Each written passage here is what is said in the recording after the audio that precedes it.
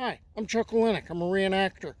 And for 36 years, I used my reenactment skills to teach world history. Well, I'm not in the classroom anymore.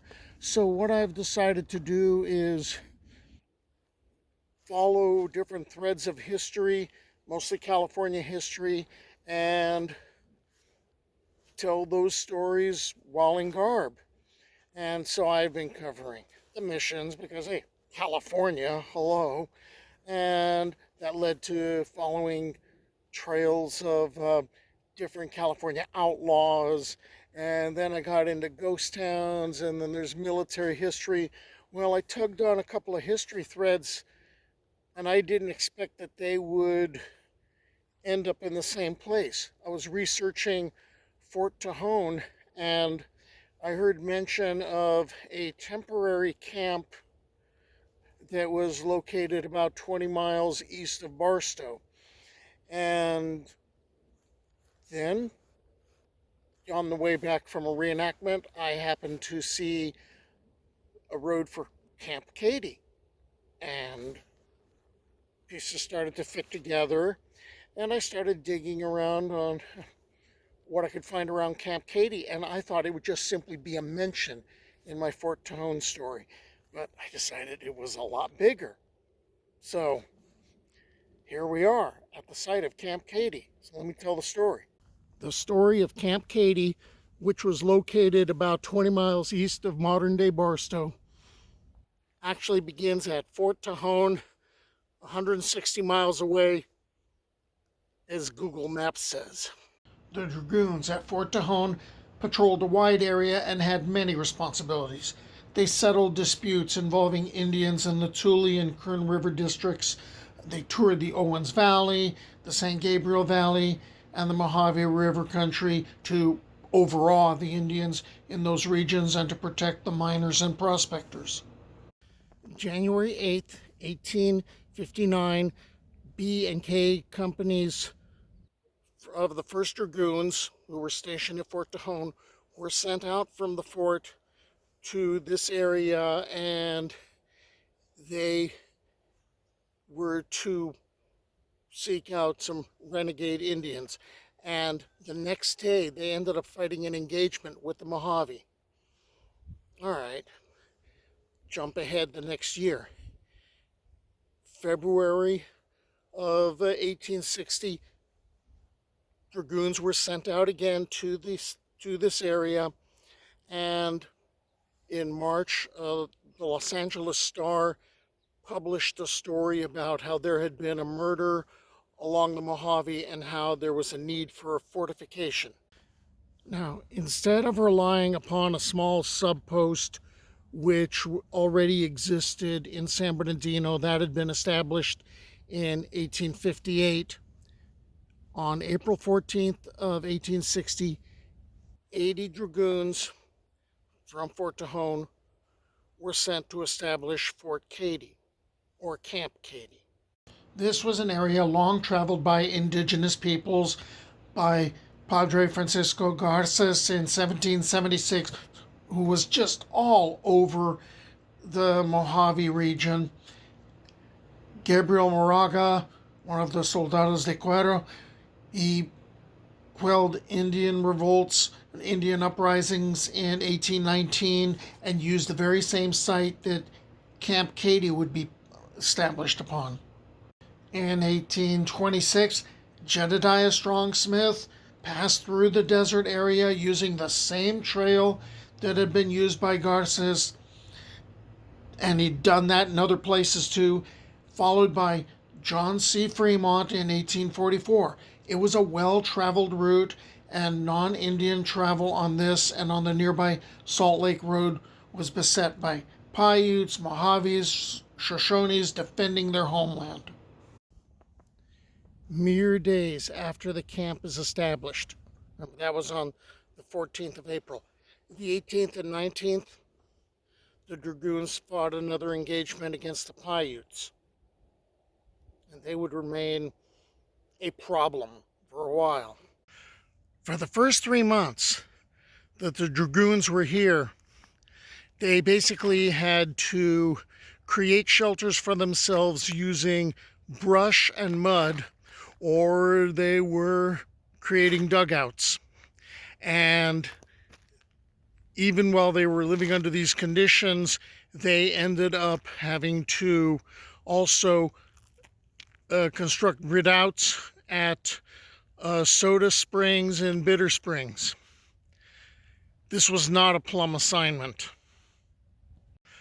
For the first 3 months that the Dragoons were here, they basically had to create shelters for themselves using brush and mud, or they were creating dugouts.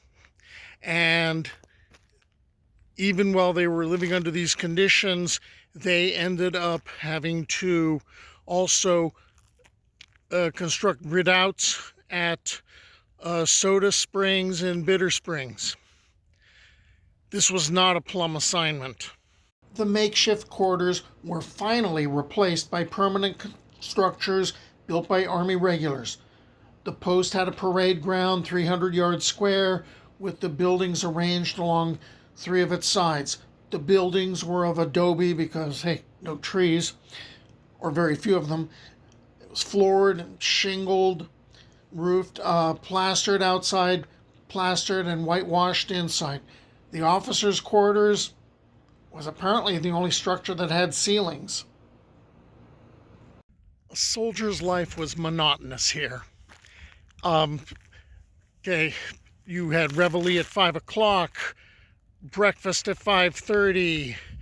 They had fatigues at 7. Because of the temperatures, sometimes during the day, 118, the soldiers were allowed to rest between 10 and 2:30. And taps was at about 9. As far as the boredom, it had to be extreme. The guardhouse was apparently pretty full.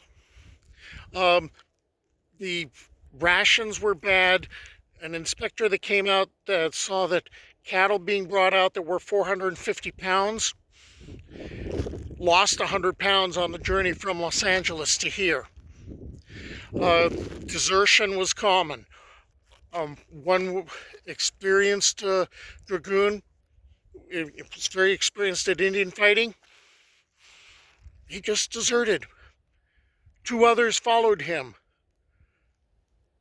A detachment sent to find the deserters also deserted. So these are the conditions. A year after Camp Cady had been established, the Civil War began. And what's going to happen is federal troops are going to be pulled out of California. In California, you have to understand, in the northern areas and the Bay Area, it's pro-union. Southern part of the state tends to be secessionist. That's going to create some issues. But what's going to happen is federal troops are going to get pulled out. They're going to be sent back east to fight in the war. And the 1st Dragoons, they will end up being renamed the 1st Cavalry. So now this is going to fall to, protecting California is going to fall to a different group. The absence of the U.S. Army during the Civil War was felt in the desert, and Camp Cady was manned by the 2nd California Cavalry Volunteers, who patrolled the area in 1862. It was used by them after Fort Mojave was re-garrisoned in 1863 to guard the Mojave Road until the end of the Civil War. The battles with Native Americans had subsided, and the troops watched for rebel activity in the desert because while Northern California was firmly in the Union, the desert was a hotbed of Confederate sentiment. Still, nothing was seen at Cady regarding this. Okay, now the Civil War is over. All right, the camp is reestablished. 3 years after the camp is reestablished, 1868, what ends up happening is some new buildings get built about a half-mile west of here. Okay. It's kind of funny because 3 years after that, 1871, the Paiutes, who were one of the biggest problems, or considered one of the biggest problems in the area, were considered to be pacified. So it was felt that there was no need for the camp any longer, so it was decommissioned. And property was sold off. So after Camp Cady was decommissioned in 1871 and everything is sold off, the buildings are falling apart. And in the 30s, there was a massive flood, wiped out any remnants of the fort. But at least there's a couple of plaques up, so at least we can mark the spot.